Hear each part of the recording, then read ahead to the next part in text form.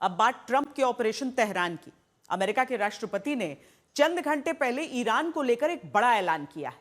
ऐलान यही कि ईरान पर हमला कब होगा, कैसे होगा, कहां कहां होगा, सब कुछ तय हो चुका है। ईरान के पास अब चंद घंटों की मोहलत बची है। अगर ईरान शर्तें मान लेता है, अपने एटमी प्रोग्राम के साथ साथ बैलिस्टिक मिसाइल कार्यक्रम को रोकने पर सहमत हो जाता है, इसी सूरत में सैन्य कार्रवाई टल सकती है। अगर खामेनेई ने ट्रंप की शर्तों को ठुकरा दिया तो ऑपरेशन तेहरान की शुरुआत तय है। आखिर ट्रंप का ऑपरेशन तेहरान क्या है? ट्रंप के दिमाग में ईरान को लेकर क्या चल रहा है? ईरान पर हमला हुआ तो क्या होगा? आपको ट्रंप के वॉर रूस से लेकर तेहरान की ग्राउंड रिपोर्ट दिखाते हैं। विध्वंसक मिसाइलों का टारगेट किया लॉक। ईरान पर हमले की उल्टी गिनती अब शुरू। अगले 72 घंटे में ट्रंप करेंगे ईरान पर हमला।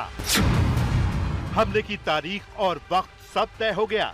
100 लड़ाकू जेट, 500 मिसाइलों से होगा हमला।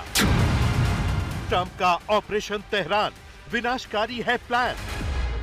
And we'll see if we can get a deal with them, and if we can't, we'll have to go to phase 2. Phase 2 will be very tough for them. I'm not looking for that. इतनी मिसाइलें कि मिनटों में Iran के शहरों में तबाही ही तबाही नजर आएगी। इतने लड़ाकू विमान कि ईरान के तमाम सैन्य ठिकाने अमेरिकी बारूद में खाक हो जाएंगे। ये हमला बीते साल हुए हमले से एकदम अलग होगा। ईरान पर यह हमला सेकेंड वर्ल्ड वॉर के बाद अमेरिकी सेना का सबसे बड़ा हमला होगा। ट्रंप के अल्टीमेटम में ऑपरेशन तेहरान का पूरा रोड मैप मौजूद है। अभी यहाँ पर मौजूदा हालात में हलचल बहुत ज्यादा तेज है। सबसे पहले बात करते हैं ईरान को। दरअसल ईरान की चौतरफा दिक्कतें बढ़ती जा रही हैं। अमेरिकी राष्ट्रपति डोनाल्ड ट्रंप ने मिडनाइट हैमर के नए ऑपरेशन का ऐलान करने के बाद ईरान को नया अल्टीमेटम दे दिया है। वहीं दूसरी तरफ कोशिश की जा रही है कि अब अमेरिका का नया एयरक्राफ्ट कैरियर जल्दी, यानी दूसरा एयरक्राफ्ट कैरियर भी जल्दी ही मिडिल ईस्ट में पहुंच जाए। वहीं दूसरी तरफ जमीनी कार्रवाई के लिए भी अमेरिका ने आर्मेनिया पर हलचल तेज कर दी है। उत्तरी इलाकों के अंदर लगातार अमेरिका का सैन्य जमावड़ा बहुत तेजी से बढ़ता जा रहा है। यकीन मानिए, अमेरिकी राष्ट्रपति और इजराइल के प्रधानमंत्री नेतन्याहू के बीच हुई मीटिंग में ईरान की तबाही का पूरा ब्लूप्रिंट तैयार किया जा चुका है।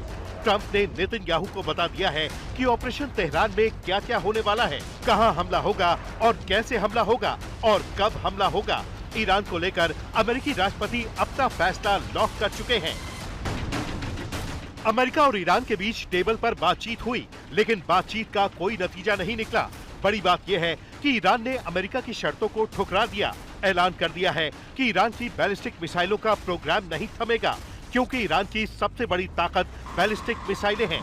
वही मिसाइलें जिनसे अमेरिका का दोस्त इजराइल भी खौफ खाता है। इजरायली मीडिया की रिपोर्ट्स को माने तो हमले से पहले फाइनल राउंड की मीटिंग के लिए ट्रंप ने नेतन्याहू को व्हाइट हाउस बुलाया था।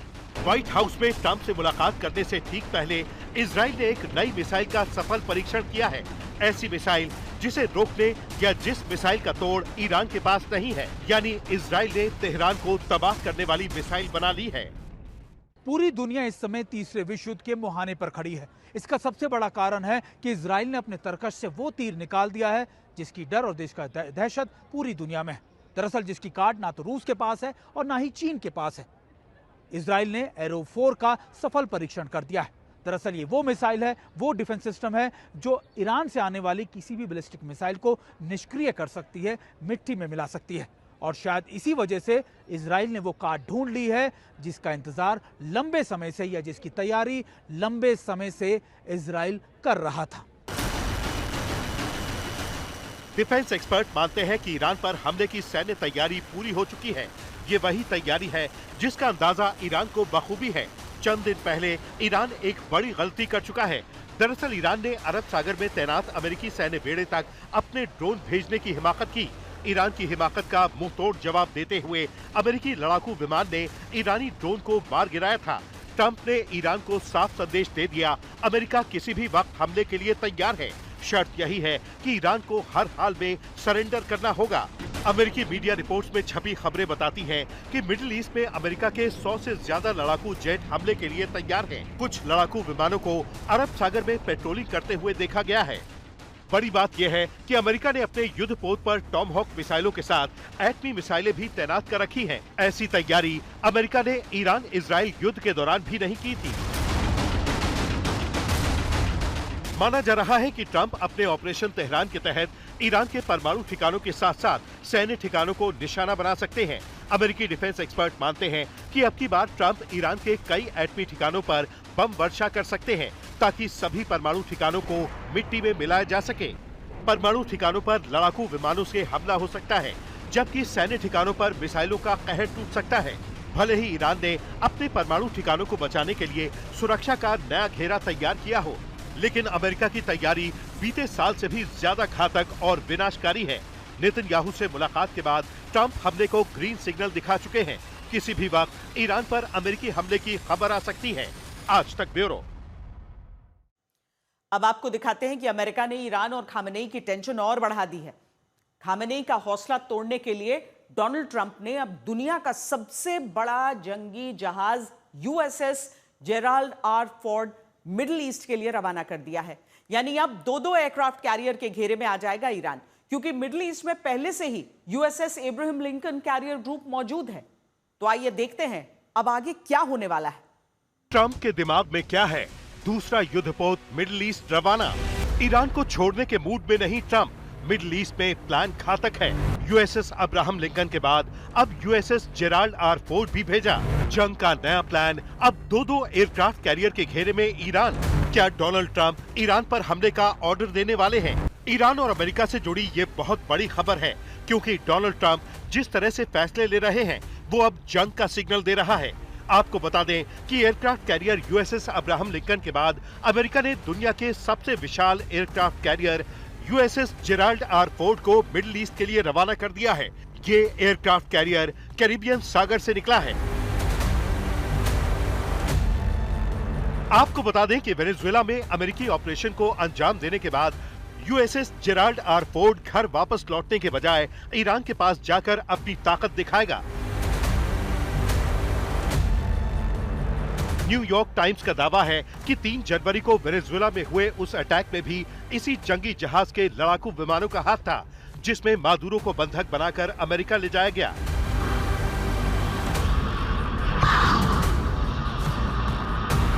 इनके अलावा फारस की खाड़ी में 3 लिटोरल लड़ाकू जहाज भी हैं, जिनका नाम USS Santa Barbara, USS Canberra और यूएसएस तुलसा है। अमेरिका ने इन्हें समंदर में ईरान की तरफ से लगाए गए समुद्री माइंस का पता लगाने और खत्म करने के लिए बुलाया है। वहीं यूएस सेंट्रल कमांड ने सोशल मीडिया पर घोषणा की कि एयरफोर्स F-15E स्ट्राइक ईगल अब मिडिल ईस्ट में मौजूद है। ये फाइटर जेट कॉम्बैट रेडीनेस को बढ़ाता है और रीजनल सिक्योरिटी और स्टेबिलिटी को बढ़ावा देता है। जब अमेरिका और ईरान अपना अपना वॉर प्लान बनाने में जुटे हैं, ऐसे में आज तक के रिपोर्टर ईरान की राजधानी तेहरान में मौजूद हैं और युद्ध की हर स्ट्रेटेजी पर नजर रख रहे हैं। ईरान और अमेरिका के बीच रिश्ते कितने खराब हैं, तेहरान का अमेरिकी दूतावास इसकी गवाही देता है, जो 1979 से ही बंद पड़ा है।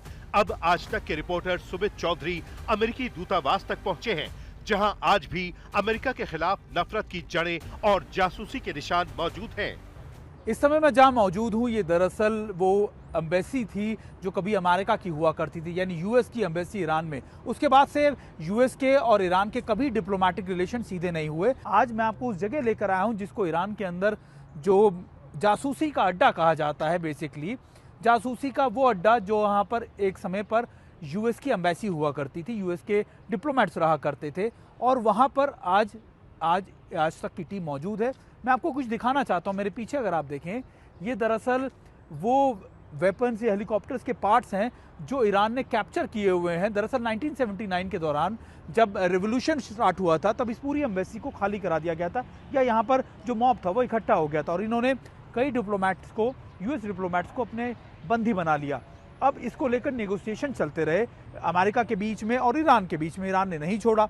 अब उसी समय मैं आपको बताऊं कि उस समय क्या हुआ था कि 1980 के दौरान, 1980 के दौरान यूएस ने अपने कई अपाचे हेलीकॉप्टर्स भेजे। अगर मैं गलत नहीं हूँ तो RS-53 हेलीकॉप्टर्स ईरान के एयर स्पेस में भेजे, और ये कोशिश की गई और ये किया गया था 24 अप्रैल को 1980 के अंदर, और ये ताबास डेजर्ट के अंदर लोकेट था और वहाँ पर ऑपरेशन करने की कोशिश की गई थी दरअसल अपने डिप्लोमेट्स को छुड़ाने के लिए, लेकिन वो असफल रहा। ईरान के एयर स्पेस में घुसने के बाद उनको मार गिराया गया और उस समय अयतुल्ला खमेनी ने वो विजिट किया था ताबास के अंदर और फील्ड मिलिट्री ऑपरेशन की तस्वीरें दिखा रहा हूँ मैं आपको। ये देखिए, ये वो तस्वीरें हैं जो आपको मैं दिखाने की कोशिश कर रहा हूँ। दरअसल ईरान हर उस चीज़ को बहुत संजोकर एक अपने लोगों को बताने के लिए कोशिश करता है कि जब भी कोई बड़े ऑपरेशन या कोई बड़ी ऐसी काम उनकी तरफ से किए गए हों जिसमें यूएस को या फिर ब्रिटिश या फिर यूरोप के किसी देश को उन्होंने धूल चटाई हो या फिर आप कह सकते हैं कि उनको काबिल ना होने दिया, तब ऐसे में वो सारी चीज़ों को संजोकर इस समय एम्बेसी में रखा जाता है। और अभी इस एम्बेसी के अंदर हर उस चीज़ को बहुत कायदे से, बहुत संभाल के रखा गया है जो इस समय जासूसी के लिए अमेरिका की तरफ से यूज़ की जा रही थी।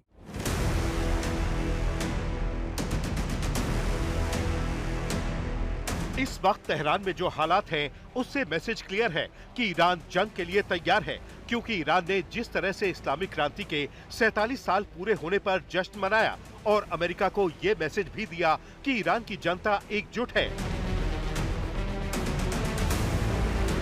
आयतुल्ला अली खामेनी 1989 में रुहुल्लाह खुमैनी के निधन के बाद से ईरान के सर्वोच्च नेता के पद पर काबिज हैं। ईरान में 1979 की इस्लामी क्रांति के दौरान जब शाह मोहम्मद रजा पहलवी को हटाया गया तो खामेनी ने क्रांति में बड़ी भूमिका निभाई थी। इस्लामिक क्रांति के बाद खामेनी को 1981 में राष्ट्रपति बनाया गया। वो 8 साल तक इस पद पर रहे। 1989 में ईरान के सुप्रीम लीडर खुमैनी की मौत के बाद उन्हें उत्तराधिकारी बनाया गया। आज तक की टीम तेहरान में खुमैनी के घर तक पहुंची। आज तक दुनिया का पहला ऐसा चैनल है जो सीधे खुमैनी के घर से रिपोर्ट कर रहा है। इस समय मैं मौजूद हूँ इमाम खुमैनी के घर में, जहाँ पर वो लगातार काम किया करते थे। और अगर आप देखें तो ये उनकी कुछ जो ऑफिस है उसको भी एक तरीके का म्यूजियम या फिर एक बड़ी इंपॉर्टेंट जगह बना दिया गया। हालांकि ये जगह अलाउड नहीं है किसी भी शख्स के लिए, सिर्फ ईरान के लोग ही यहाँ पर आ सकते हैं।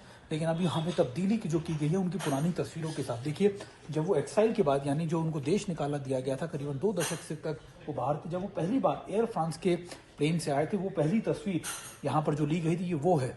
और कैसे ईरान रेवोल्यूशन की शुरुआत हुई, कैसे ईरान रेवोल्यूशन तैयार हुआ, कैसे ईरान रेवोल्यूशन में लगातार चीजें हुई। ये देखिए, पहली प्रेस कॉन्फ्रेंस जब वो वहां से निकल रहे थे और उनके बाद ये उनकी कुछ तस्वीरें हैं जब उन्हें फ्रांस के उस घर से लेकर जाया जा रहा था और उसके बाद जब वो ईरान पहुंचे थे। ईरान रेवोल्यूशन की अपनी बहुत बड़ी, आप कह सकते हैं कि एक बड़ा इतिहास रहा है और बड़े लंबे समय तक आप कह सकते हैं कि यहाँ पर चीज़ें हुई थी। लेकिन अब यहाँ पर क्या आलम है, ये उनका घर है जहाँ मैं इस समय मौजूद हूँ।